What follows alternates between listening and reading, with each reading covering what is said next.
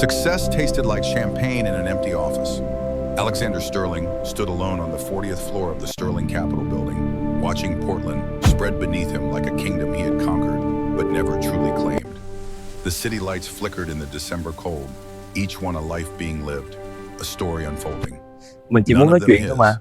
The Con biết bottle in nhưng his mà con hand sợ. was Đừng expensive, sợ, anh ở đây 30 mà. years old, Con xin lỗi. older than some of his employees. Good morning, sweetie. He had opened Morning, it to Dad. celebrate The pancakes closing a are great. $200 million I'm glad you like them. the kind of number that should have meant something.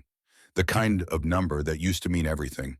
But the champagne sat untouched in its crystal glass. The bubbles rose and died in perfect mechanical rhythm, like his heartbeat, like his life.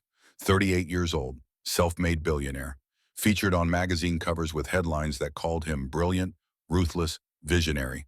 The man who built an empire from nothing. The boy from foster care who became a titan of venture capital. And tonight, like every night, he stood in his corner office and felt absolutely nothing. His phone buzzed. Natalie Brooks, his chief operating officer and the closest thing he had to a friend.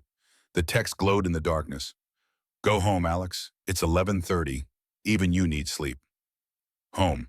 The word felt foreign. Home was a penthouse apartment with floor-to-ceiling windows, imported furniture, and the hollow echo of footsteps in rooms too large for one person. Home was a place he slept, showered, and left. Nothing more. He texted back. Sleep is inefficient. Her response came immediately. So is burning out. Go. Home. Now, Alex pocketed his phone without answering. He took one last look at his empire of glass and steel, then grabbed his coat, a $3,000 cashmere blend that felt like wearing a cloud. He had 12 just like it. The elevator ride down felt longer than it should have. 40 floors of descending through his own success. The lobby was empty except for the night security guard, who nodded respectfully as Alex passed. Everyone nodded respectfully. Everyone kept their distance. He had built walls so high that even he could no longer see over them. The parking garage breathed cold air like a living thing. His car waited in its reserved spot, a sleek black sedan that cost more than most people earned in 5 years. Alex pulled his key fob from his pocket, pressed the button. The car chirped to life, headlights cutting through the December darkness. One hand on the door handle, one foot already inside. Then he heard it. A voice, small, quiet, not pleading, not desperate, just decided. I'll wait until morning. The words stopped him mid-motion, suspended between leaving and staying, between before and after. He had spent his entire adult life moving forward, never looking back, never stopping for anything or anyone. But something in those 6 words made him pause, made him turn, made him see. She stood beneath one of the parking lot's yellow lights, a small silhouette against an ocean of darkness. The light cast long shadows behind her, making her look even more alone than she already was. A little girl, 7, maybe 8 years old. Blonde hair hung loose and tangled around her shoulders, catching the light like spun gold. She wore a thin pink dress that might have been pretty once, in summer, in daylight, in a different life. Now it clung to her knees, offering no protection against the winter night that pressed in from all sides. But it was her feet that made Alex's chest tighten. Barefoot, on concrete that had to be near freezing. Her toes were red, not from dirt but from cold. The kind of red that came before numbness, before frostbite, before permanent damage. Yet she didn't shift her weight, didn't cry, didn't ask for anything. She simply stood there, perfectly still, as if stillness was a skill she had learned the hard way. Alex straightened without realizing he had been holding his breath. The meaning of her words landed all at once, sharp and undeniable. Morning was not guaranteed. People waited for buses, for stores to open, for appointments. Children did not wait through winter nights in parking lots unless waiting was the only thing they had left. What are you waiting for? His voice came out more level than he felt, the same tone he used in boardrooms and negotiations. Controlled, careful, giving nothing away. The little girl looked at him then, not pleading, not hopeful, just watching, measuring, calculating risk, with eyes too old for her face.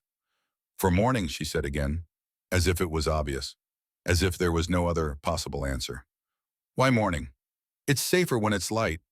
The sentence fell between them like a stone into deep water. Safer implied knowledge of when it was not safe. This child, this small creature in her useless pink dress, had learned when danger came and when it left. Had learned to measure her survival in hours of daylight. Alex took a step toward her, then stopped himself. He was a tall man, broad-shouldered, imposing.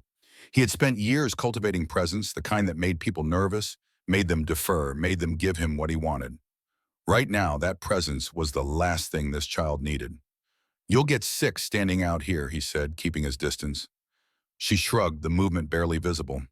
"It's safer when it's light," she repeated. "Where are your parents?" The question hung in the cold air.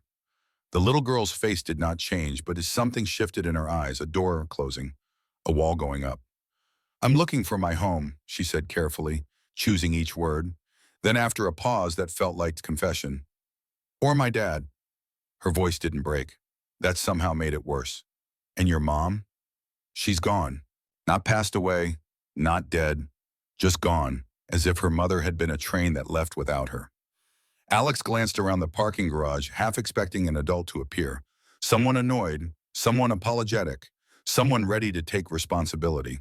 But the garage offered nothing except concrete pillars, locked cars, and the distant hum of the city. "It's late," he said. "You shouldn't be here alone." "I know." She said it calmly, accepting the truth without fighting it. "That's why I'll wait." The word landed differently this time. Wait. Not a plan, not hope, just surrender wearing the mask of patience. This child had learned to wait the way others learned to read or ride a bike. Essential survival skill. Alex crouched slowly, lowering himself to her eye level. His knees protested the movement. When had he gotten old enough for his body to remind him of his age? "What's your name?" She studied his face, taking her time, reading him the way he read quarterly reports, looking for warning signs, red flags, reasons to run. "Emma," she said finally. "Emma Rose." Emma. He tested the name, found it suited her. Simple. Classic. Strong despite its softness. "I'm Alexander, but most people call me Alex." For the first time, she shifted her weight, just barely. Her hands pressed against the sides of her dress, trying to hide the way they trembled. Not from fear, from cold. Her body was shutting down while her mind stayed alert, cataloging every detail of this stranger who had stopped when others would have driven away. Alex felt something settle in his chest. Heavy, unavoidable. The weight of a moment that could not be undone. He could still leave. Should leave. Call the police from his car. Let the system handle it. That was the smart thing. The reasonable thing. The thing that would let him go home to his empty penthouse and forget this ever happened. But he was already standing up. Already pulling out his phone. Already making a different choice. "Do you know where your home is?" he asked. Emma nodded immediately, no hesitation. She recited an address with the precision of a poem memorized long ago. 247 Maple Street, Cedar Hollow. The words came out smooth and practiced, like she had said them 1,000 times to 1,000 people who never did anything about it. Her voice stayed level, distant, as if the address belonged to someone else's life. "That's about an hour from here," Alex said. "When's the last time you were there?" "Before my mom got sick." Emma's gaze drifted past him, looking at something he could not see, something that existed only in memory. "My dad said he'd come back." She didn't finish the sentence. Didn't need to. Alex heard what she left unsaid. He didn't. The silence that followed felt heavier than anything she had actually spoken. Alex straightened fully, closed the car door he had never finished opening. The sound echoed in the garage, louder than it should have been. A punctuation mark. The end of one possibility, the beginning of another. He could call the police, social services, hand this situation over to systems built for exactly this. But systems worked on schedules, and this child had already learned that schedules didn't account for freezing temperatures and dark parking lots and little girls with nowhere else to go. "Emma," he said, his voice lower now, gentler. "You don't have to wait here." She looked up at him, cautious, practiced. "Then what should I do?" Alex turned, opened the car door fully this time, and stepped back, making space, offering something he hadn't offered anyone in years, trust. "Come with me," he said, "at least until morning." For the first time, something shifted in Emma's expression. Not relief, not joy, just a fragile flicker of possibility, thin as the light behind her. She took one small step forward, then another, moving toward the car like someone approaching a mirage, afraid it would disappear if she got too close. Alex held the door open and waited. Patience had never been his strength, but tonight he found reserves he didn't know he possessed. Tonight, rushing felt like violence. Emma reached the car and paused, one hand on the doorframe. She looked up at him with those two old eyes. Are you going to hurt me? The question hit him like a punch to the chest, not the words themselves, but the fact that she had to ask. That her life had taught her this was a necessary question. No, he said firmly. Never, I promise. She searched his face for lies, found none, and climbed into the passenger seat. The movement was careful, controlled, taking up as little space as possible. She pulled her knees up slightly, folded her hands in her lap, and became so still she might have been a statue. Alex closed the door gently, then stood with his palm against the cold glass. For a second, he didn't move, just looked at this small person who had somehow crossed the impenetrable walls he had built around his life. Then he walked around to the driver's side and got in. The car came alive with a low mechanical purr. Warm air pushed forward from the vents, a promise of comfort. Alex reached across the console without thinking, turning the dial higher, angling the vents toward Emma's bare legs. She noticed the change. He saw her register it in the slight relaxation of her shoulders, the way her fingers uncurled just a fraction. But she didn't say thank you. Not because she wasn't grateful, because gratitude was dangerous. Gratitude meant admitting you needed something, and needing things had consequences. You could tell from the way she held herself that needing things had gotten her hurt before. Alex kept his eyes forward and started driving. The parking garage fell away behind them, yellow lights shrinking in the rearview mirror until they became tiny harmless dots. Are you cold? He asked. The question sat between them for several heartbeats. He could almost hear her calculating the safest response. A little, she said finally. A little. Her toes had been red. Her skin had been stiff. Her entire body had been shutting down. But she said a little because admitting more felt like asking for too much. Alex tightened his grip on the wheel. He knew this city inside and out. Every street, every shortcut, every route that would get him where he needed to go fastest. He knew boardrooms and balance sheets and how to read people's tells during negotiations. He knew money and pressure and power. He did not know what to do when with a child who looked like she had already made peace with dying quietly. They reached a red light. The glow caught Emma's face and turned her eyes into something almost luminous. For a moment, she looked otherworldly, a small ghost haunting the passenger seat of his expensive car. What happened tonight? Alex asked softly. How did you end up in that parking lot? Emma's gaze stayed fixed on the passing streetlights. Her reflection appeared and disappeared in the window, like she wasn't sure she belonged to it. I was walking, she said. Then it got dark. She shrugged, barely lifting one shoulder. It always gets dark. The simplicity of it cut deeper than any dramatic confession could have. Darkness was not an event to her, not something unusual or frightening, just inevitable. The sun set, night came, things got dangerous. This was weather to her, climate, the natural order of her world. Alex swallowed against something sharp in his throat. Do you have anyone you can call? Anyone who's looking for you? Emma shook her head once, small, final, the motion of someone who had already asked herself this question 1,000 times. Silence filled the car again, but it was not comfortable. It vibrated with things unsaid, truths too heavy to speak. At the next light, Alex glanced down and saw Emma's fingers pressed so hard against her dress that her knuckles had gone pale. You don't have to be scared, he said. I'm not scared. Emma's voice was barely a whisper, but her body was. Alex could feel it like a tremor in the air between them, the way you feel a storm coming before the first drops fall. He drove forward, understanding something with uncomfortable clarity. Warmth could feel like a trap when you had learned that safety never lasted. Kindness could feel like a setup for greater cruelty. This child's survival had depended on expecting nothing, asking for nothing, being nothing. And here he was, offering her something she had no framework to accept. 10 minutes later, he pulled into a small diner that sat alone near the highway. It glowed against the darkness like a ship at sea, all bright windows and faded neon, the kind of place that looked almost imaginary at 2 in the morning, as if it might vanish when you looked away. Inside, the air smelled like coffee and fryer oil and something baking. Warm bread, maybe. Life, definitely. Emma stepped out of the car slowly. The cold hit her immediately, and she flinched so quickly she didn't even seem aware of it yet. A full-body recoil from the temperature drop. Alex moved without thinking. He shrugged off his $3,000 coat and draped it around her shoulders. The fabric swallowed her whole, sleeves hanging past her hands, hem dragging on the ground. Emma froze. Her eyes went wide, cautious, like kindness was a bomb that could explode. "You can keep it on," Alex said gently. "Just for now." Emma nodded once, barely moving her head.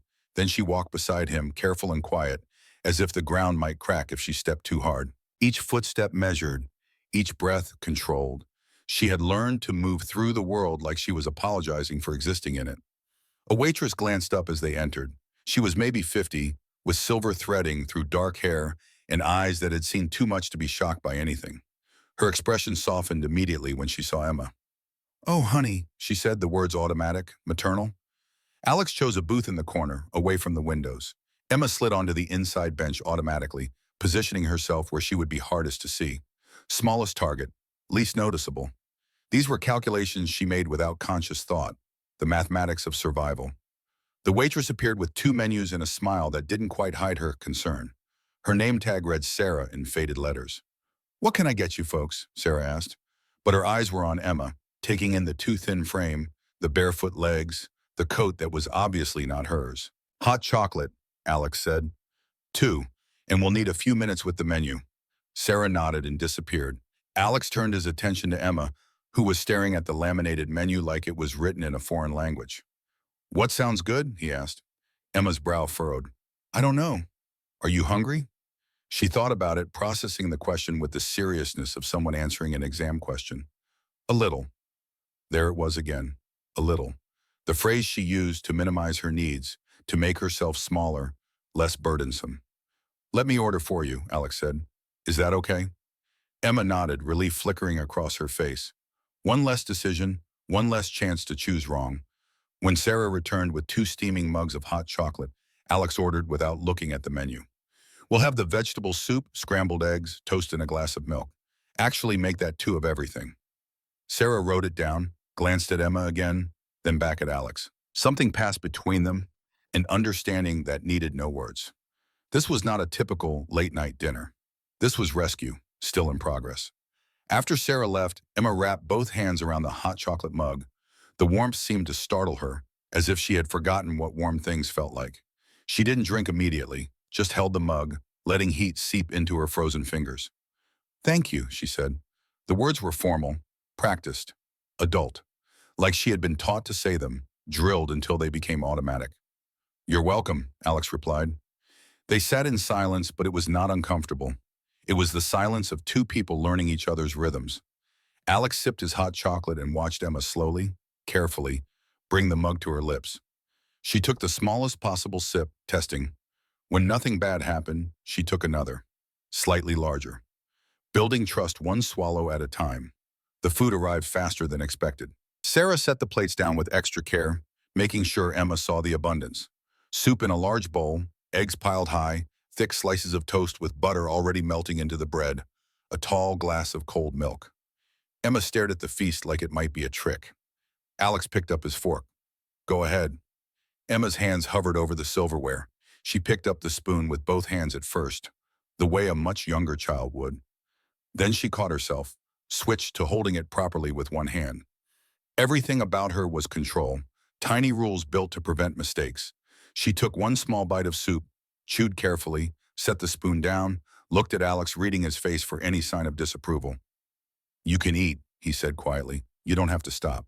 But she did stop, between every bite, checking, making sure this permission was still valid, making sure she had not somehow used up her allowance of kindness. Alex felt something twist behind his ribs. "Are you hungry?" he asked again. Emma considered the question with furrowed brow, serious beyond her years. "A little," she said finally, then softer. "But it's okay." "It's not okay, much fun," Alex replied. His voice was calm but firm, brooking no argument. "You're allowed to be hungry. You're allowed to eat until you're full. You don't have to ration it or save it or worry that there won't be more." Emma's lips parted slightly, as if she had never heard these words before, as if the concept of eating until satisfied was foreign and radical. "You don't have to rush," Alex continued, "and you don't have to stop unless you want to." That did it. Emma lowered her eyes to the plate and began to eat, still slowly, still politely, but with a quiet determination, as if she was completing a task she had been afraid to start. Halfway through the soup, she took a bigger bite. Her shoulders loosened by a fraction. Her breathing evened out. When she finished everything, she folded her napkin neatly and placed it beside the empty plates.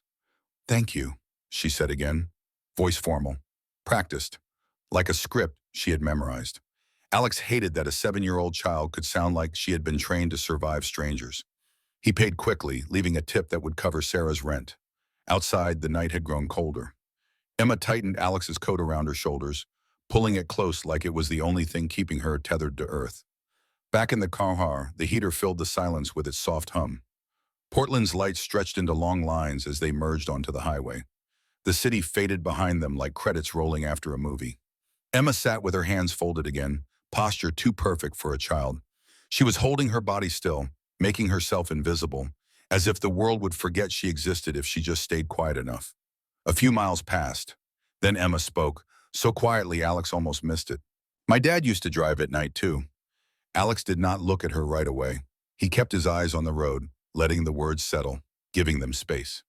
"He said the road was easier when fewer people were on it," Emma continued. "Did you like that?" Alex asked. Emma hesitated, a small shrug. "I liked when he talked." Alex's fingers tightened around the wheel. "And when he didn't?" Emma's voice dropped, the calm cracking just enough to show what lived underneath. "When he didn't, it meant he was thinking about leaving." The sentence hung in the car like frost forming on glass. Alex swallowed against the tightness in his throat. "Did he tell you he was leaving?" "No," Emma's voice was barely audible. "He just stopped coming back." The way she said it was brutal in its simplicity. Not dramatic, not angry, just a fact she had learned the hard way over and over until it felt normal. People left. That was what people did. You waited. They didn't come. This was the natural order of her universe. Emma's eyelids began to droop. Exhaustion pulled at her, slow and heavy. Her head tilted toward the window, cheek pressing against the cold glass. She blinked, fighting sleep like it was dangerous, like unconsciousness meant vulnerability she could not afford. Alex reached into the back seat and grabbed a small travel blanket he kept for long drives. At the next pull-off, he draped it over Emma's small frame. She stirred, her eyes opened halfway, startled, suspicious. "It's okay," Alex murmured. "Just sleep." For a moment, Emma didn't move. Then her fingers curled around the blanket with instinctive grip, as if warmth could vanish if she didn't hold it down. A few minutes later, her breathing evened out. Emma fell asleep in the passenger seat, still clutching the fabric, still bracing for loss even in rest. Alex drove on, staring at the dark road ahead. He had thought this was temporary. A ride. A meal. A good deed that would end cleanly when morning came. But the truth sat beside him now, small and quiet and unmanageable. Somewhere between the diner's warm light and this endless highway, something had shifted. This was not just about helping a child get through one night. This was about deciding what kind of person he was going to be. The man who walked away, or the man who stayed. The highway stretched forward, empty and dark. Emma slept fitfully, her body remaining slightly tense even in unconsciousness. One arm stayed wrapped around the blanket, fingers clenched in the fabric with quiet desperation. If warmth were something that could slip away, she was determined to hold it down. Alex noticed every detail, the soft fog of her breath against the window, the way her head kept tilting, slipping forward, then jerking back as some survival instinct refused to let her rest completely. The faint tremor that still ran through her legs even now, her body trying to warm itself from the inside out. He drove slower than necessary. The highway rolled past in long, empty lines. No traffic, no distractions. Just the road and the steady hum of the engine, and this small life that had somehow become his responsibility. 45 minutes in, they passed a green highway sign. Cedar Hollow, next exit. Alex took it. The off-ramp curved down into darkness. No streetlights here, just the pale wash of his headlights cutting through December night. Cedar Hollow appeared gradually, reluctantly, like it wasn't sure it wanted to be found. Small houses with peeling paint, yards overgrown, windows dark at 3:30 in the morning. This was a town that had given up sometime in the past decade. You could see it in the closed storefronts, the faded signs, the general air of defeat that hung over everything like fog. Emma stirred as they entered the town proper. Some internal compass waking her, telling her she was close to something that used to be home. Her eyes opened slowly, unfocused at first. She blinked at the passing buildings, trying to orient herself. "We're here," she said, not a question, a statement of fact. "Where do I turn?" Alex asked. Emma sat up straighter, suddenly alert. She gave directions with the precision of someone who had walked these streets 1,000 times. Left at the light, then right on Maple. Third house on the left. Her voice was steady, but Alex could hear the tension underneath. Hope and dread mixing into something toxic. They turned onto Maple Street. The houses here were smaller, closer together. Most looked abandoned or close to it. 247 appeared in Alex's headlights like a stage set for a play about loss. Single story, sagging porch. Paint that might have been white once, now gray with age and neglect. The yard was wild, grass tall enough to hide a small child. The mailbox leaned at an angle, stuffed with envelopes that spilled out onto the ground. Alex pulled to the curb and turned off the engine. The sudden silence felt loud. Emma didn't move at first. She stared at the house with an expression Alex could not read. Recognition, yes, but also something darker. The look of someone returning to a crime scene. Then she opened the door and stepped out. The cold hit her immediately, but she barely seemed to notice. She walked toward the house like someone approaching a grave. Slow steps, measured, each one bringing her closer to confirmation of what she already knew but had not yet accepted. Alex followed at a distance, giving her space, letting her have this moment alone even though he was right there. Emma climbed the 3 wooden steps to the porch. They creaked under her weight, protesting the presence of life. She stood in front of the door, so small against its peeling surface. Then she raised one hand and knocked. Once, twice, 3 times. She waited between each knock, counting silently. Giving him time, giving him a chance, giving hope one last opportunity to be anything other than a lie. No answer. She tried the handle. It turned but didn't open, locked from the inside. He used to leave it unlocked, Emma said, her voice carrying across the dead yard. So I could get in case I came home and he wasn't here. She tried the handle again. Same result, as if trying twice might change reality. Then Emma did something that broke Alex's heart in a way he didn't know was possible.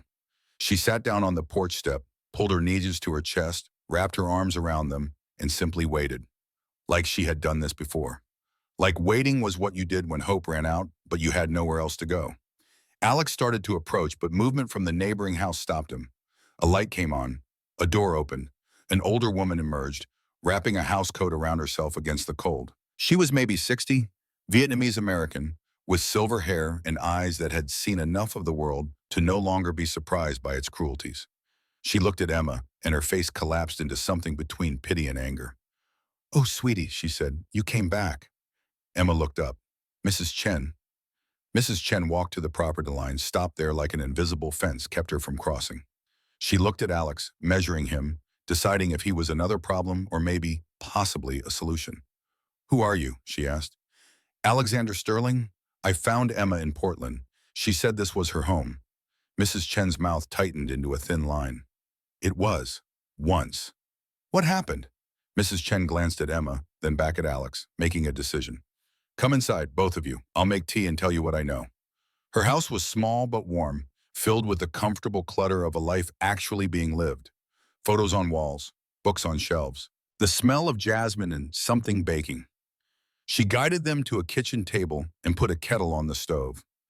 Emma sat without being told, folding herself into the chair, trying to disappear again. Mrs. Chen poured tea into mismatched mugs and sat across from Alex. Emma got hot chocolate instead, and a plate of cookies that appeared from somewhere, offerings of comfort that could not solve anything but helped anyway. "David Rose," Mrs. Chen began, "is a coward and a fool, but you probably figured that out." Alex said nothing, just waited.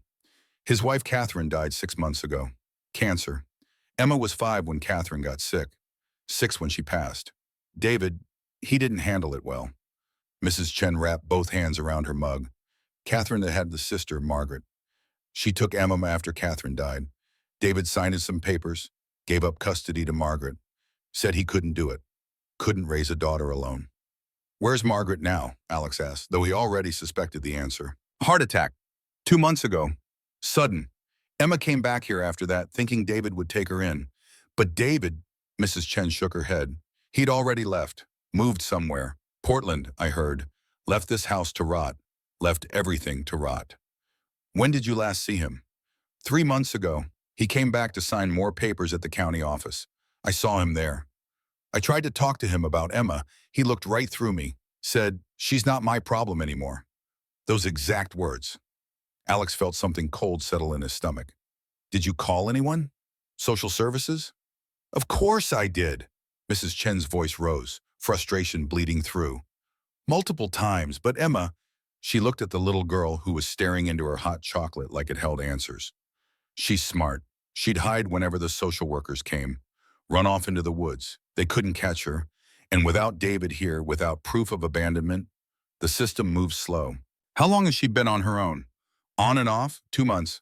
I fed her when I could, but I'm not young. I can't. I tried to get her to stay, but she kept saying she was waiting for her dad, that he'd come back. Emma spoke then, voice quiet but clear. He signed papers?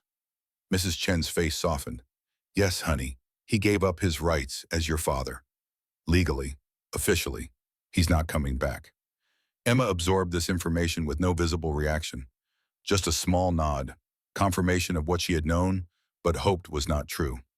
What happens now? Alex asked. Mrs. Chen looked at him with something like hope. That depends. Are you family? No. Friend of the family? No, Alex stopped. How did you explain this? I just couldn't leave her there, in that parking lot, waiting for a morning that might not come. Mrs. Chen studied him for a long moment. Then she smiled, sad and knowing. You're better than most then. They stayed another hour. Mrs. Chen gave them what information she had. Copies of documents she had kept, thinking someone might need them someday. Margaret's death certificate, Catherine's obituary, an old photo of Emma with her mother, both of them smiling in sunshine that felt like it came from another dimension. Emma held the photo carefully, tracing her mother's face with one finger. Can I keep this? She asked. Of course, Mrs. Chen said. It's yours. When they left, Mrs. Chen walked them to the car. She hugged Emma gently, the kind of hug that acknowledged pain without trying to fix it. You be good for Mr. Sterling, she said, and you come back and visit me sometime.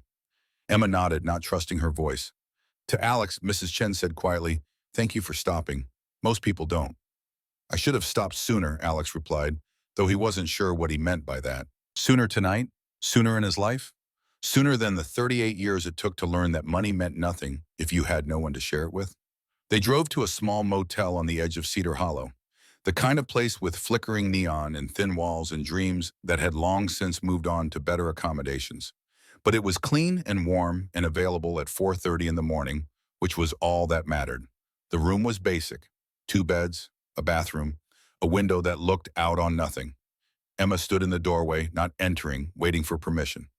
This one's yours, Alex said, pointing to the bed nearest the bathroom. That one's mine. You can use whatever you need. Shower's there if you want it.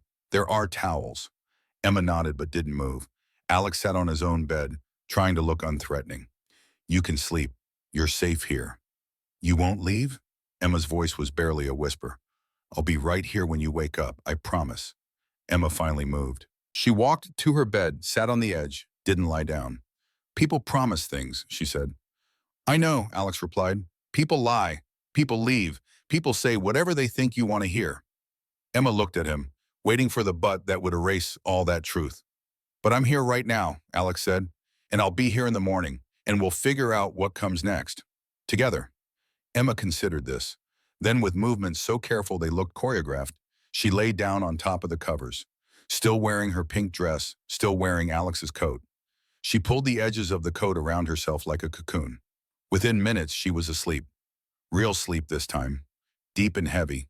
The kind of sleep that only comes after fear finally loosens its grip.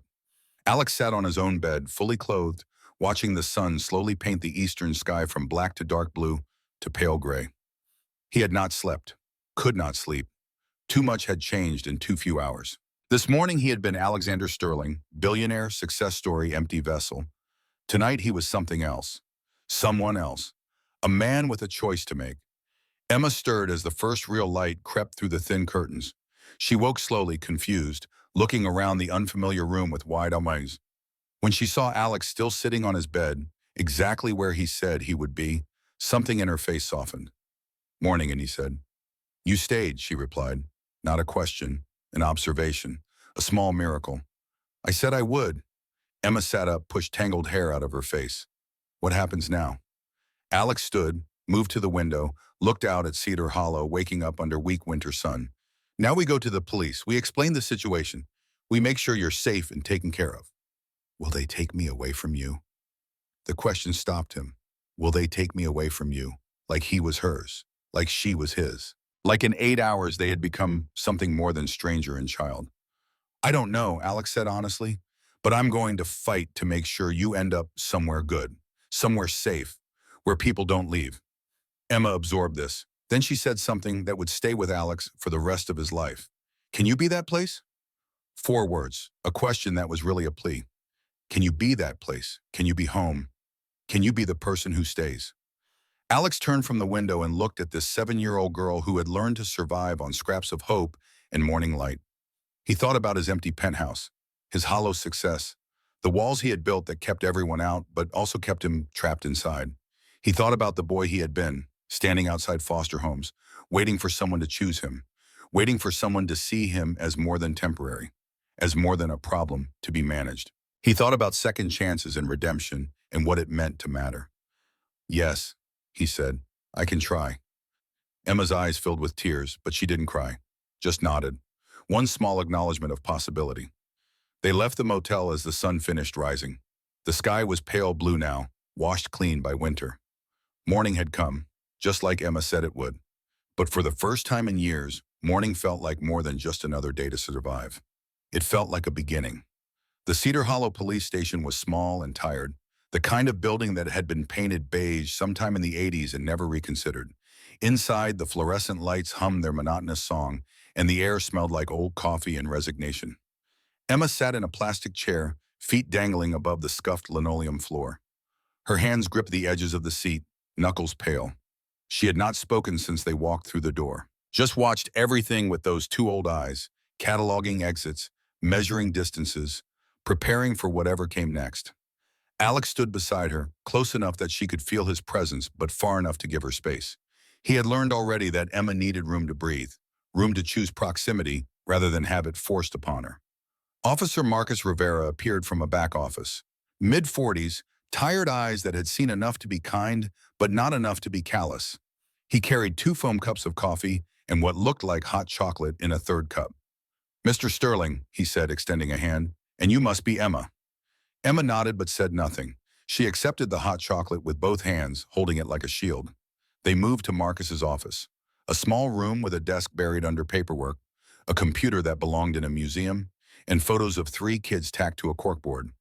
Family man, Alex noted. Someone who might understand what this was about. So, Marcus said, settling into his chair, tell me what happened. Alex told the story cleanly, efficiently. Finding Emma in the parking lot, the drive to Cedar Hollow, the abandoned house, Mrs. Chen's information. He left nothing out, presented facts like evidence, built a case without calling it one. Marcus listened, making notes, his expression growing more troubled with each sentence. When Alex finished, Marcus turned his attention to Emma.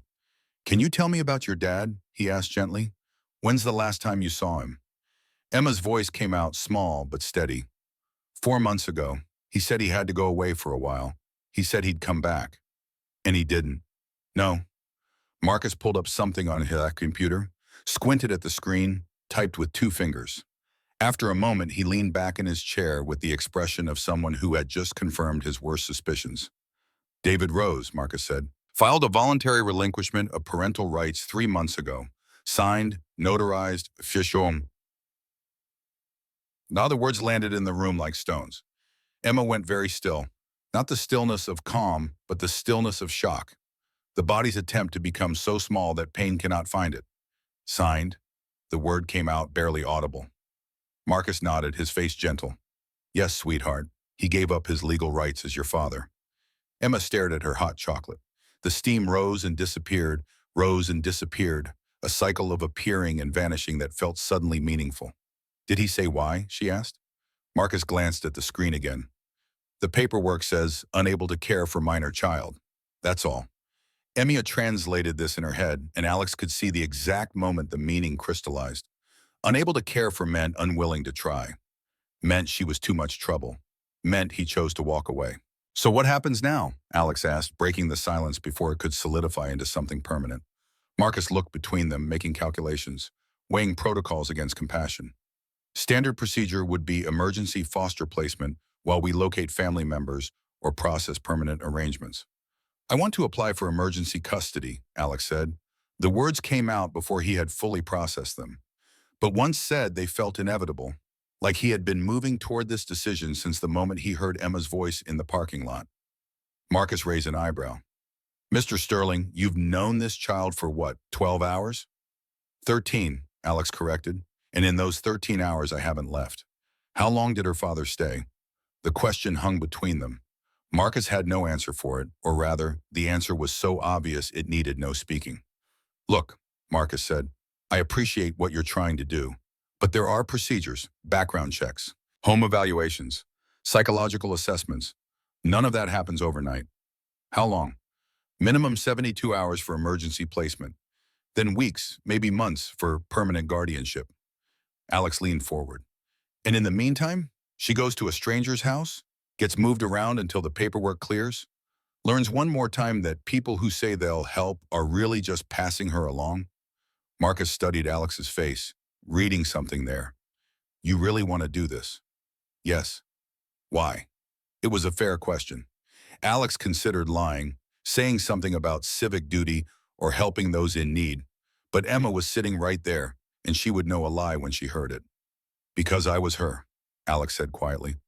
Not the same circumstances, but the same feeling, waiting for someone to choose me, waiting for someone to see me as more than a problem to solve. No one ever did. They all passed me along until I was old enough to pass myself along. He looked at Emma, then back at her. Then back at Marcia and thought, I can't change my past, but maybe I can change her future. Marcus was quiet for a long moment. Then he stood. Wait here.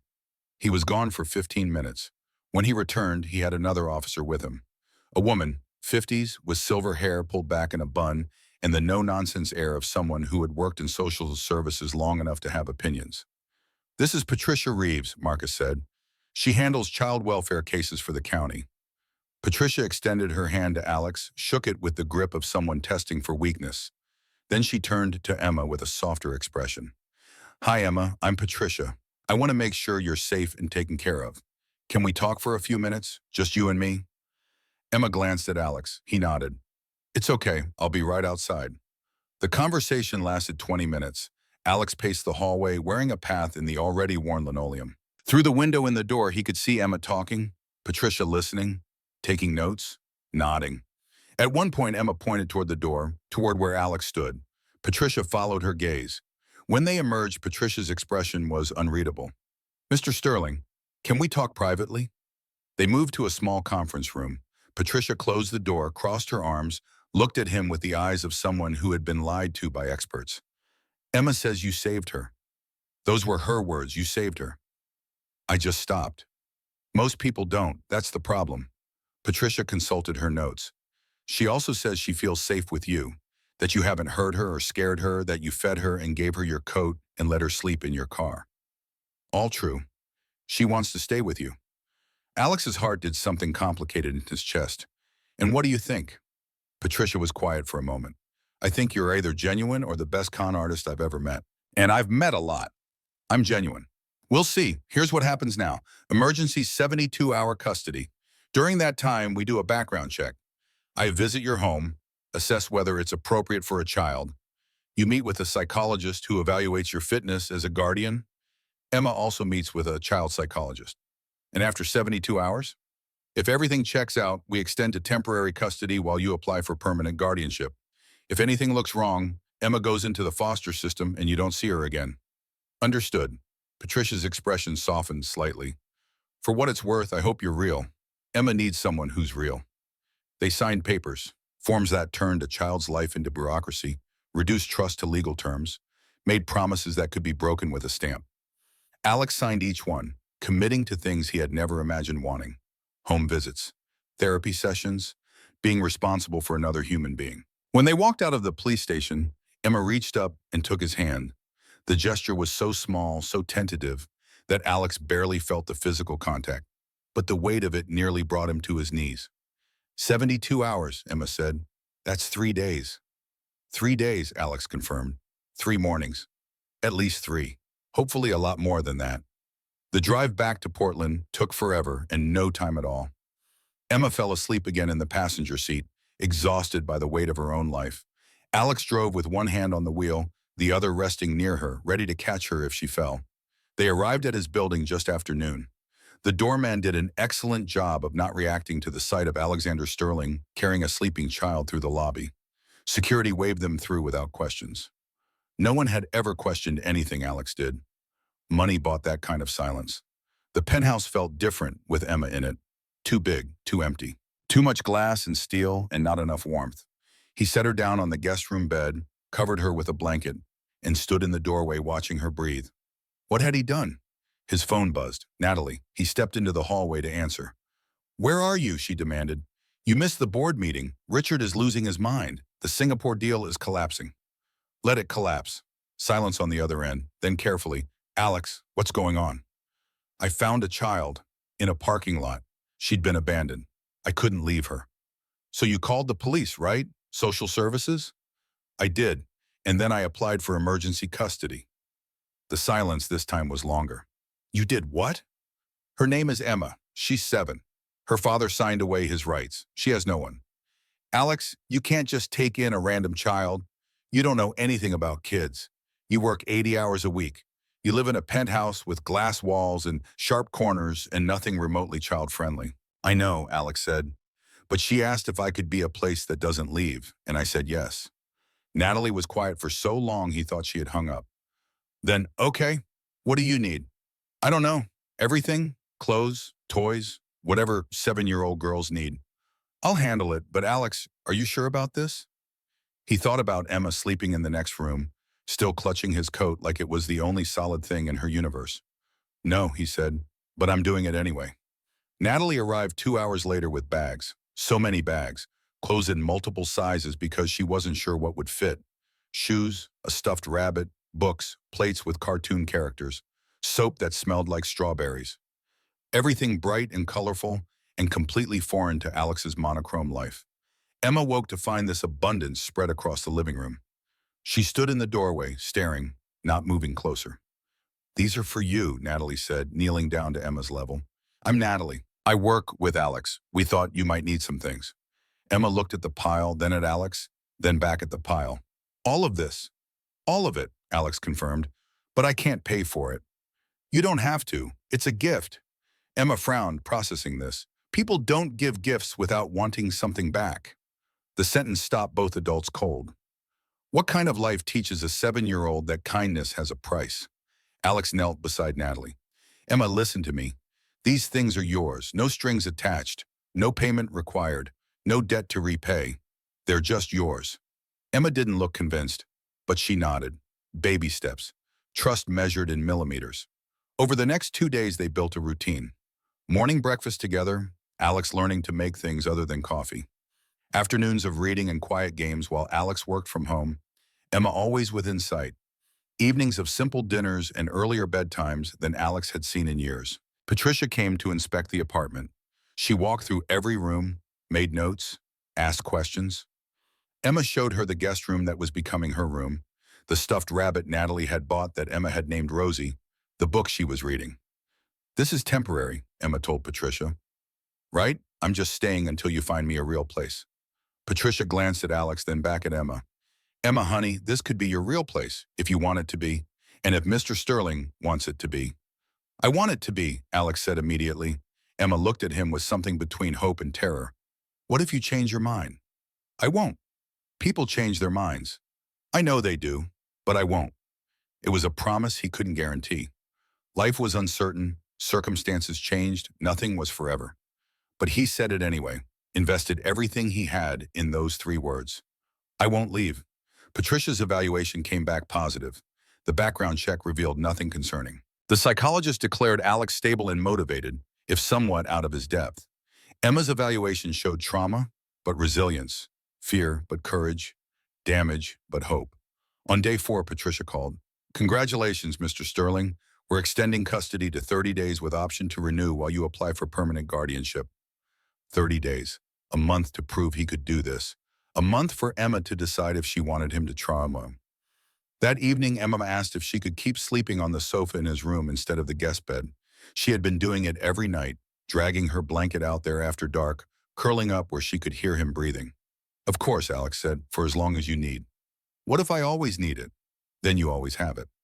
Emma nodded, satisfied with this answer. Then she asked the question that had been building since that first night. Alex, can I call you something else? Something that's not your name? His heart stopped. Like what? I don't know yet, but Alex is what strangers call you, and you're not a stranger anymore. He thought about all the names he had never been called. Dad, father, the words no one had ever used for him because no one had ever given him the chance to earn them. You can call me whatever feels right, he said carefully. There's no rush. Emma nodded and went back to her book. But later that night, when a nightmare woke her, she called out into the darkness. Not Alex, not Mr. Sterling, just a small, frightened, "Are you there?" And he answered, "I'm here. I'm right here. You're safe." 2 weeks in, Alex's phone rang at 3 in the afternoon. Marcus Rivera, calling from the Cedar Hollow police station. "Mr. Sterling, we have a situation. David Rose just showed up here. He's demanding to see his daughter." Everything stopped. The world narrowed to just those words.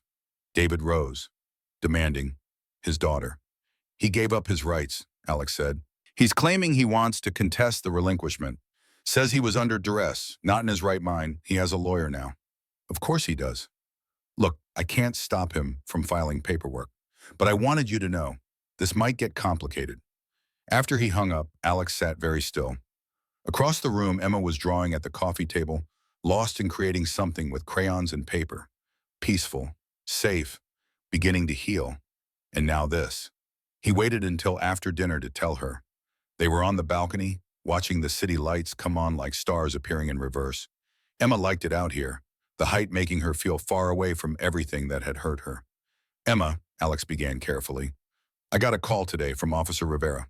She turned to look at him, and in her eyes he saw that she already knew.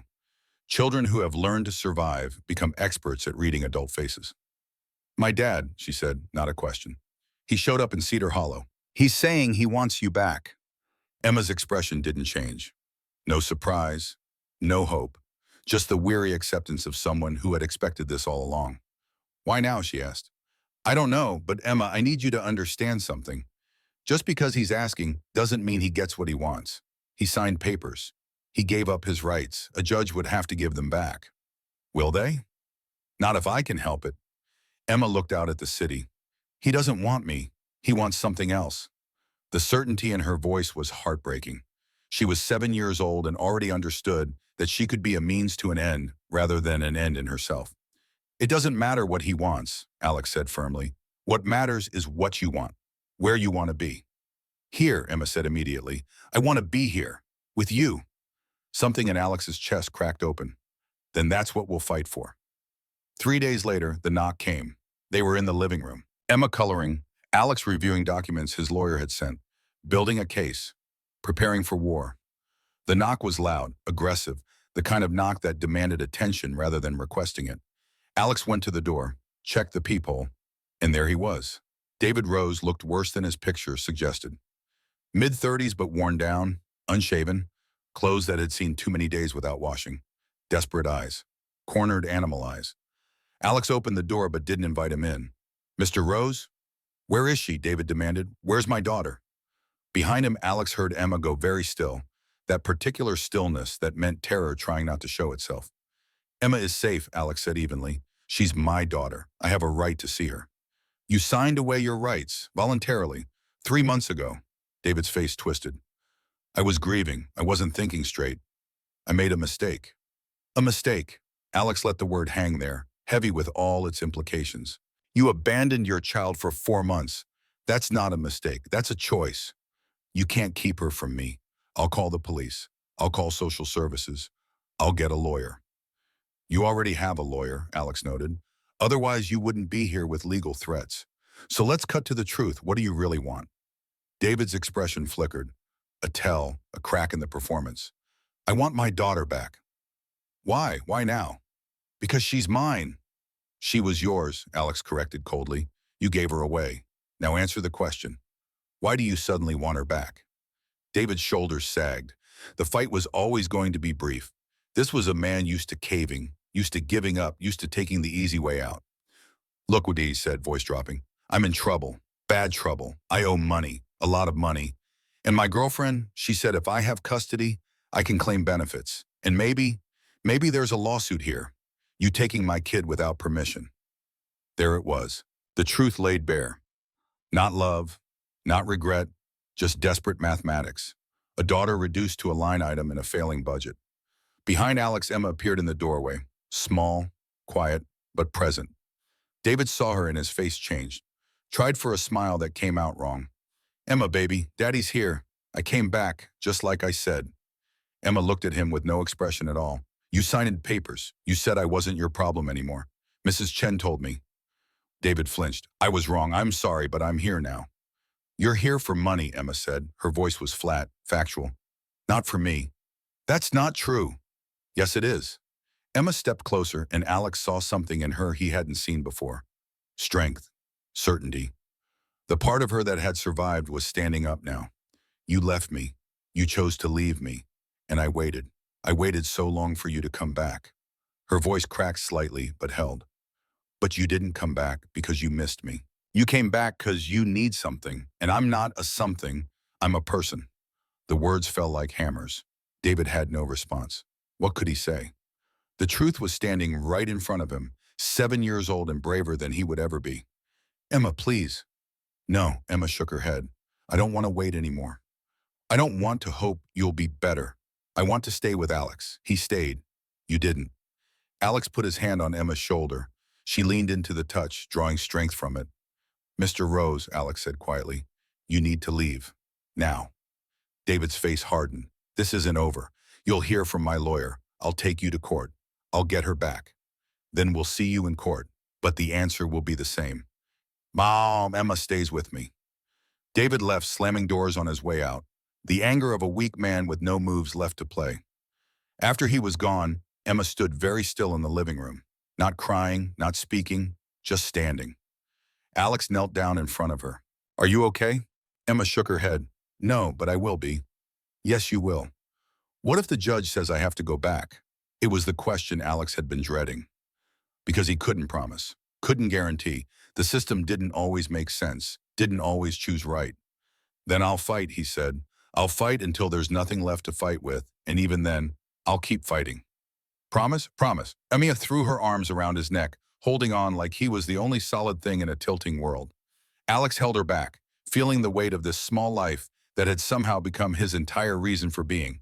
He had thought his life was full before, success and money and power, but all of it had been empty space. Now holding this frightened child who had chosen to trust him, Alex understood what it meant to be full, to matter, to have something worth fighting for. We're going to be okay, he whispered. Whatever happens, we face it together. Emma nodded against his shoulder. Together, she repeated. And in that moment, Alexander Sterling, who had spent 38 years building walls, felt them finally begin to crumble. Not from outside force, but from inside choice. The choice to let someone in. The choice to be needed.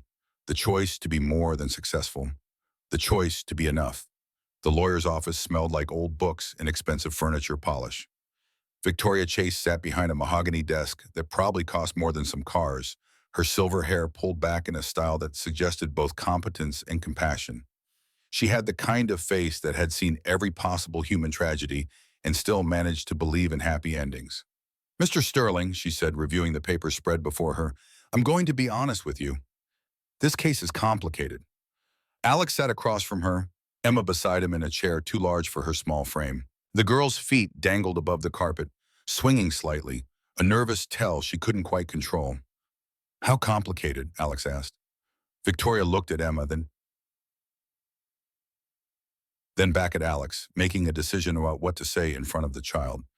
David Rose is the biological father. Courts favor biological parents, even when they shouldn't.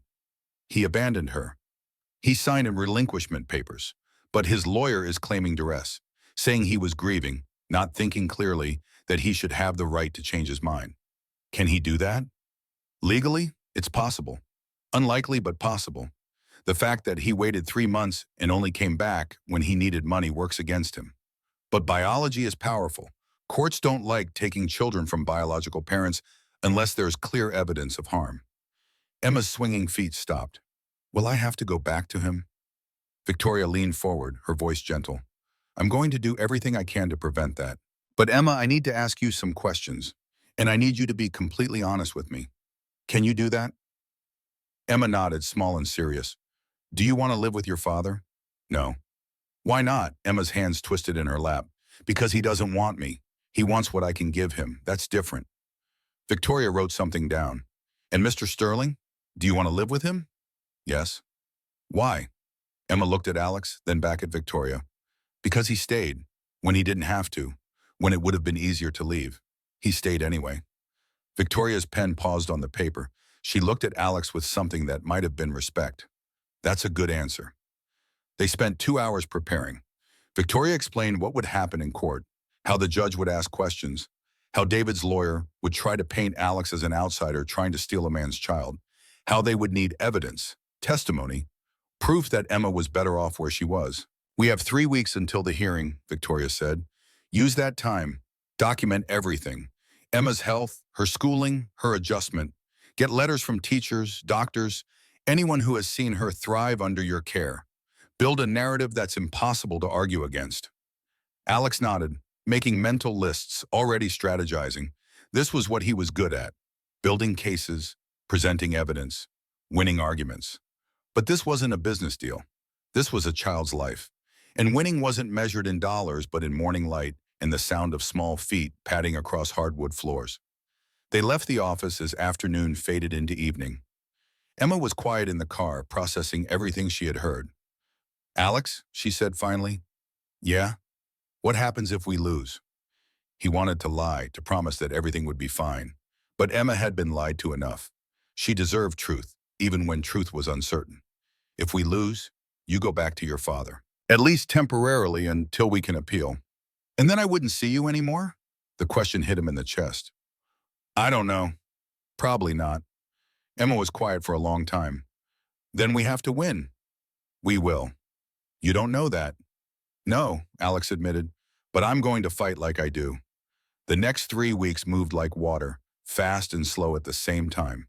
Days that felt endless, weeks that vanished in moments.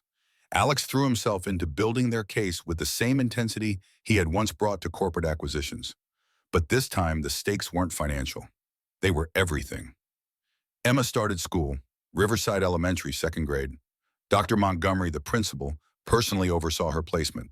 The first day, Emma gripped Alex's hand so tightly her knuckles went white. What if you're not here when school ends? She whispered. I'll be here, 2:45, right at the front entrance, first person you see. Promise?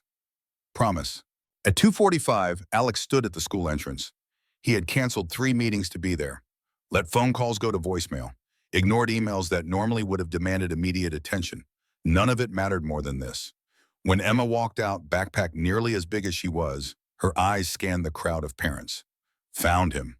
And the smile that broke across her face was worth every missed meeting, every ignored obligation, every sacrifice he would ever make. She ran to him, not caring that other kids were watching, not caring about anything except that he was there, just like he promised. How was it? Alex asked. Hard, Emma said honestly. But okay, there's a girl named Sophie. She shared her crayons with me. Such a small thing, shared crayons. But in Emma's world, it was a bridge built, a connection made, a step toward believing that people could be kind without wanting something in return. Over the following weeks, Emma transformed in small ways. She laughed more, spoke louder, stopped apologizing for existing. Her teacher, Mrs. Patterson, sent glowing reports. Emma was behind in math but excelling in reading. She was quiet but kind. She helped other children. She was, Mrs. Patterson wrote, beginning to bloom. Dr. Susan Park, the pediatrician, documented Emma's physical improvement, weight gain, color in her cheeks, no more signs of malnutrition or exposure. The medical records would be powerful evidence. Patricia Reeves came for weekly visits, watching how Alex and Emma moved around each other, how Emma naturally gravitated toward him, how Alex's entire world had reoriented around this child's needs. She wrote in her reports, "This is not a man playing at guardianship. This is a father learning to be one." But David Rose was building his own case. His lawyer filed motions, argued that a child belonged with biological family, that Alex was a stranger using money to buy affection, that Emma had been confused and manipulated. That grief had made David act rashly, but he had recovered now and wanted to be the father his daughter deserved. It was all lies, but lies told with legal language and official stamps. The night before the hearing, Emma couldn't sleep. She appeared in Alex's doorway at midnight, clutching Rosie the rabbit. "I'm scared," she said. "Me too," Alex admitted. "Really? Really? Come here." Emma climbed onto the bed beside him. He pulled the blanket over her and she curled against his side like she was trying to disappear into his protection. "What if I have to see him tomorrow?" Emma whispered. "What if I have to go home with him?" "That won't happen." "You don't know that." "No," Alex agreed. "But Emma, listen to me though. Whatever the judge decides tomorrow, it doesn't change what we are to each other. You're not temporary to me. You're not a charity case or a good deed. You're mine and I'm yours. That doesn't go away because a piece of paper says so." Emma was quiet, absorbing this. "Even if they make me leave? Even then, I'll fight to get you back. I'll appeal. I'll do whatever it takes. You're not alone anymore. Not ever again." Emma's grip on Rosie tightened. "I love you," she said so quietly he almost missed it. The words stopped his heart. 3 words he had never heard, never expected to hear, never thought he deserved. 3 words that changed everything. "I love you too, sweetheart," he said, and meant it more than he had meant anything in his life. The Multnomah County Courthouse was all marble and gravity, built to impress upon visitors the weight of justice. They arrived early. Victoria met them at the entrance, briefcase in hand, armor of confidence worn like a shield. "Remember," she said to Emma, "tell the truth. Don't be afraid of your father's lawyer. The judge is there to protect you."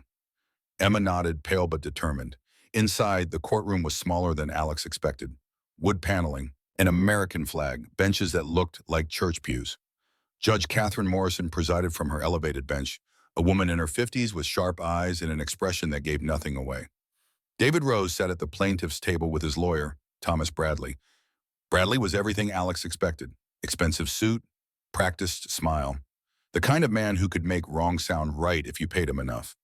David looked worse than when Alex had last seen him. Thinner, more desperate. He didn't look at Emma when they entered, and that told Alex everything he needed to know. This wasn't about a father missing his daughter. This was about a man who had run out of options and was grasping at straws. "All rise," the bailiff called. Judge Morrison settled into her seat, reviewed the papers before her, then looked up. "This is a custody hearing regarding Emma Rose Sterling. Mr. Rose is petitioning to have his parental rights restored. Mr. Sterling is opposing that petition and seeking permanent guardianship. Is that correct?" Both lawyers confirmed. "Very well. Mr. Bradley, your opening statement." Thomas Bradley stood, buttoned his jacket, arranged his face into an expression of sorrowful conviction. "Your Honor, this is a case about a father's mistake and a child's need for her biological parent. David Rose lost his wife to cancer. In his grief, he made the terrible decision to sign away his rights to his daughter. But grief clouds judgment, makes people do things they don't mean. My client has since recovered. He's ready to be the father Emma needs. Blood matters, Your Honor. A child belongs with their parent, not with a stranger who happened to find her at a vulnerable moment." Victoria stood without waiting to be called. "Your Honor, this is a case about abandonment and its consequences. David Rose didn't just sign papers in a moment of grief. He left his daughter without support for months. She was homeless, starving, alone. Mr. Sterling didn't find Emma at a vulnerable moment. He saved her from a crisis her father created. And in the weeks since, Emma has thrived. She's healthy, happy, in school, building a life. The only person trying to disrupt that is the man who abandoned her in the first place."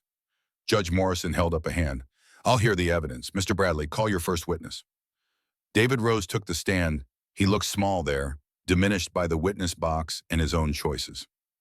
Bradley walked him through a narrative of grief and recovery, how Catherine's death had destroyed him, how he couldn't function, couldn't think, couldn't care for a child, how he had thought Emma would be better off with her Aunt Margaret, how when Margaret died, he had been too deep in depression to even know it had happened. "And now?" Bradley prompted. "Now I'm better," David said, his voice cracking with rehearsed emotion. "I've gotten help. I'm sober. I have a job, an apartment. I want my daughter back. I want to be her father." Victoria's cross-examination was surgical. "Mr. Rose, when did you sign the relinquishment papers?" 3 months ago." "And when did you first attempt to contact Emma after signing?" David hesitated. "Last month. 2 months after signing away your rights. Why the delay?" I was getting myself together. Getting yourself together or getting desperate? Victoria pulled out documents. Your Honor, I'd like to enter into evidence Mr. Rose's financial records, showing gambling debts totaling $80,000, credit cards maxed out, eviction notice from his previous apartment. Bradley objected. Judge Morrison overruled. Victoria continued. Mr. Rose, isn't it true that you only sought custody after your current girlfriend suggested you could claim child benefits? No. We have text messages between you and Vanessa Cole discussing exactly that. Would you like me to read them? David's face paled. I, I care about Emma. The money is just, it would help us both. The money is the only reason you're here, Victoria said flatly. You don't want a daughter. You want a financial solution. She let that hang in the air, then returned to her seat. Alex took the stand next, explained how he found Emma, what condition she was in, the decisions he made and why. He was calm, factual, letting the truth speak for itself. Bradley tried to make him seem like a wealthy man buying a child to fill some emptiness in his life. But every question gave Alex the opportunity to talk about Emma's progress, her smile, her laughter, the way she had learned to trust again. Mr. Sterling, Bradley said, isn't it true you've never raised a child before? Yes. Never been married? Correct. No experience with children at all? None? Bradley smiled, thinking he had scored a point. Then what makes you think you're qualified to raise this little girl? Alex looked at Emma, sitting in the gallery next to Natalie. Because I show up. Every morning, every afternoon, every night, I'm there. That's the only qualification that matters. The courtroom was silent. Then it was Emma's turn. Judge Morrison called her forward gently. Emma, I know this is scary, but I need to ask you some questions. Is that okay? Emma nodded, climbing into the witness box. She looked impossibly small there, but her voice when she spoke was clear. Emma, do you know why we're here today? Because my dad wants me back. And how do you feel about that? Emma's hands twisted together. I don't want to go. Why not? Because he left me. He said I wasn't his problem. He chose to go away, and I waited for him. I waited so long. Her voice cracked. But he didn't come back because he missed me. He came back because he needs money. And Mr. Sterling? How do you feel about him? Emma looked at Alex, and her entire face softened. He found me when I was waiting, when I was so cold and scared. And he didn't have to stop. He could have just driven away, but he didn't. He stayed, and he keeps staying every day. Do you feel safe with him? Yes. Do you want to live with him? More than anything. Judge Morrison studied Emma for a long moment. One more question, sweetheart. What would you say to your father if you could say anything? Emma turned to look at David for the first time. He was crying, whether from genuine emotion or performance. Alex couldn't tell. I would say thank you, Emma said quietly. David looked up, hope flickering. Thank you for signing those papers. Because if you hadn't, I might never have found Alex. I might never have found home. The words fell like stones. David's face crumbled. Not the reaction of a loving father hearing his child's pain, but the reaction of a man realizing he had lost. Judge Morrison called a recess, 1 hour to review evidence and make her decision. Alex and Emma waited in a small room with Victoria. No one spoke much. There was nothing left to say. They had presented their case. Now they could only wait. When they returned to the courtroom, Judge Morrison's expression was unreadable. I've reviewed all the evidence and testimony, she began. This is a difficult case because it involves a biological parent's rights versus a child's best interests. The law generally favors keeping children with biological parents when possible. However, the law also recognizes that parental rights come with parental responsibilities. And when those responsibilities are abdicated, rights can be permanently severed. She looked at David. Mr. Rose, you made a choice, a legal, binding choice. You signed away your parental rights, not in a moment of confusion, but after months of abandoning your daughter.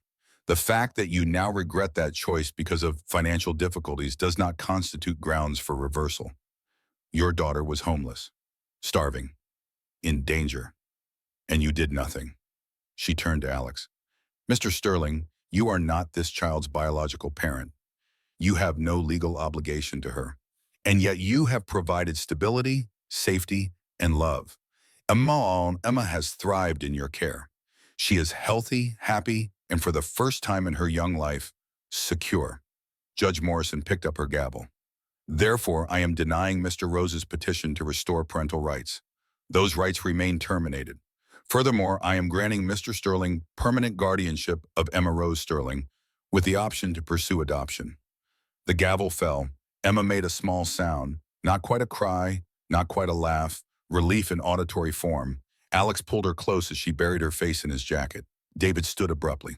This isn't right. She's my daughter. She was your daughter, Judge Morrison said firmly. You chose to give that up. This court is now choosing to protect her from that choice. We're adjourned. Outside the courthouse, the winter sun was bright and cold. Emma held Alex's hand tightly, as if afraid this might still be a dream that could shatter. It's real? She asked. It's real. You're staying. Forever. Forever, Benzine, Emma repeated, testing the word, finding it solid. 6 months later, they returned to the same courthouse for a different ceremony. The adoption hearing was a formality, but it felt monumental anyway. Judge Morrison smiled as she signed the papers that would make it official. Emma Rose Sterling, she said, you are now legally the daughter of Alexander Sterling. Congratulations to you both. In the gallery, Natalie cried. Grace Mitchell, Alex's old foster mother, who had come for the occasion, wiped her eyes. Patricia Reeves, the social worker, who had believed in them from the start, smiled like she had won the lottery. The celebration afterward was small but perfect. Just the people who had been part of this journey. Emma wore a new dress but brought her pink one in a backpack, unable to fully let go of what it represented. When it was time for cake, Emma stood up with a piece of paper in her hand. I wrote something, she announced. Everyone went quiet. I used to wait, Emma read, her voice steady despite her nervousness. I waited for morning. I waited for someone to come. I waited to be enough. Then I met Alex, and he taught me I don't have to wait to be loved. I just am. So thank you, Daddy, for finding me and for staying. She looked up from the paper. That's all. Alex couldn't speak, could barely breathe. Daddy, she had called him Daddy, the word he never thought he would hear, the title he never thought he would earn. He pulled her into a hug that conveyed everything words could not. Thank you for teaching me what home means, he whispered. Time moved differently after that. Not slow or fast, just full. Full of school mornings and homework battles and bedtime stories. Full of Emma's laughter echoing through a penthouse that no longer felt empty. Full of small moments that added up to a life that mattered. Alex stepped back from Sterling Capital, letting Natalie run the day-to-day operations. He started the Morning Foundation, dedicated to helping foster children and abandoned kids find permanent homes. Emma helped design the logo, a sunrise breaking over a horizon. 2 years after the adoption, on a cold December evening that felt eerily similar to another night, Emma made a request. Can we go back, she asked, to where you found me? Alex understood immediately. Are you sure? I need to see it, to remember, and to say goodbye. They drove to the parking garage. Same building, same level, same yellow light that now felt like a landmark in both their lives. Emma stood under it, looking smaller than she had that night, but infinitely stronger. I was so scared, she said, but I didn't know how to ask for help. I thought waiting was all I could do. Alex stood where he had stood, remembering the moment that changed everything. I almost didn't stop, he admitted. Emma looked at him. But you did. I did. Why? Alex thought about that, about the voice that had stopped him, about the choice that followed, about everything that had grown from one moment of actually seeing another human being. Because you reminded me of me, he said, and I remembered what it felt like to wait, to hope someone would care enough to stop. Emma nodded, understanding. Then she pulled something from her pocket, a pink ribbon. She tied it around the base of the light post, a small memorial to the girl who had stood here. I'm not her anymore, Emma said. But she was brave. She waited for morning, and morning came. They stood there together as the sun finished setting, as the city lit up around them, as one chapter closed and another continued. 3 years after the adoption, when Emma was 10, Alex got a call from Patricia Reeves. I have a situation, Patricia said. 6-month-old baby girl, abandoned at the hospital. No family we can find. She needs emergency placement. Alex looked at Emma, who had been listening. She nodded immediately. We have room, Alex said. Baby Lily came home the next day. Emma held her with the careful tenderness of someone who understood what it meant to be unwanted. It's okay, she whispered to the sleeping infant. You're safe now. We've got you. Alex watched his daughter, who had been that abandoned child once, now offering the same shelter she had received. The cycle wasn't breaking, it was transforming. Pain becoming purpose, trauma becoming compassion. On Christmas morning, 5 years after that night in the parking lot, Alex woke to chaos. Emma, now 12, was trying to teach 3-year-old Lily how to open presents without ripping the paper completely. Grace sat in the corner, older but still sharp, laughing at the mayhem. Natalie and her wife Sarah brought coffee and pastries. The penthouse that had once been a monument to loneliness was now loud with life. Emma caught Alex watching and came over. "You okay?" she asked. "More than okay," he said. She handed him a wrapped package. Inside was a book, handmade, filled with Emma's drawings and words. The title, "The Girl Who Waited for Morning." The dedication read, "For Dad, who taught me that morning isn't something you wait for. It's something you choose. Every single day." The final page showed two figures, one tall and one small, standing under a yellow light. But behind them, the sky was bright. Morning had come. Later that day, Emma played piano, the song her mother, Catherine, had taught her. Alex listened, holding Lily, surrounded by family that wasn't connected by blood, but by something stronger. Choice, commitment, love that decided to stay. As evening fell, they gathered for dinner.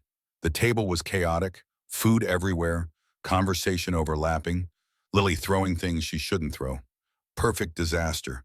Beautiful mess. Emma raised her glass of juice. "I want to say something." Everyone quieted. 5 years ago, I stood in a parking lot and waited for morning. I didn't think anyone would come. I didn't think anyone cared. But Dad stopped, and he showed me that morning isn't a time. It's a person. It's a choice. It's love that decides to stay. She looked at Lily. And now we get to be that for someone else. We get to be mourning for people still waiting. They toasted with juice and coffee and champagne. To morning, to family, to the choice to stop waiting and start living. That night, as Alex tucked Emma in despite her protest that she was too old for tucking in, she asked the question that had started everything. "Do you remember what I said that first night?" "I'll wait until morning," Alex quoted. Emma smiled. "I don't have to wait anymore, do I?" "No, sweetheart, you don't." "Good, because I'm not waiting for anything. I'm just living. With you, with Lily, with everyone, just living." Alex kissed her forehead. "That's all any of us can do." He turned off the light and stood in the doorway, watching her settle into sleep. No nightmares anymore. No fear. Just rest. Just peace. Just home. In the quiet of his own room later, Alex stood at the window looking out at Portland.